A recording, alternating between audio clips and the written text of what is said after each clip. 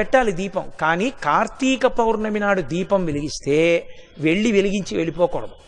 కొవ్వొత్తితో అస్సలు వెలిగించకూడదు దీపాన్ని. ఎందుకంటే అది చచ్చిపోయిన జంతువు యొక్క కొవ్వుతో తయారు చేయబడుతుంది.